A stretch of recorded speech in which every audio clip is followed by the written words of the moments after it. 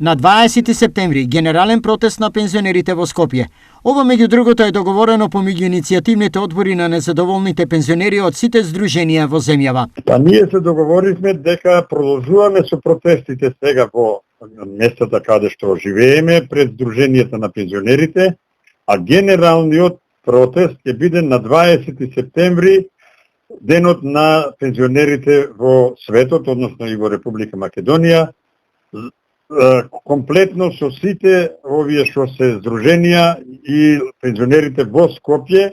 Маршрутата ќе биде исто како што беше од Здруженијето на Република Македонија до Министерството за социјала и труд и е можно да, доколку владата не излезе во пресрет на нашите барања за покачување на пензијата линеарно 3500 денара на сите пензионери, да идеме и пред влада. Во меѓувреме се дополнуваат списоците на оние кои ги подржуваат барањата на незадоволните пензионери.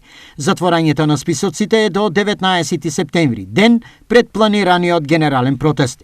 Списоците продолжуваат да се пополнуваат со луѓето кои што сакаат да ми дадат подршка. Например, ние во Свети Николе веќе имаме 1170 потписа, поединечни. Значи, кога ќе ставиме тука дека и потписникот има и брачен другар, значи тоа веќе се 2000 и кусур потписа, од кои што 3700 имаме ние пензионери. Тоа ќе продолжи се до моментот кога ќе треба да се направи генералниот протест во Скопје. И ќе ги предадеме и на Здруженијето на пензионери во Македонија, и на министерката.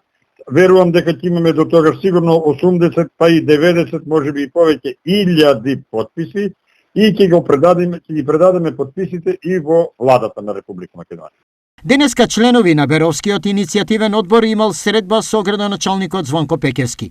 Од Пекевски била изразена подготвеност општината и советот да им помогнат на пензионерите, но во рамките на реализацијата на нивните локални политики. Има поднесено барање до општината и до градоначалникот и до советот за нивна подршка. Тоа е препратено до советот и на договорите на следната седница на советот на општина Берово, доколку имат можност да присуствуваат и тие, за да ги искажат нивните барања и да покажат, да побараат подршка за нивните намери.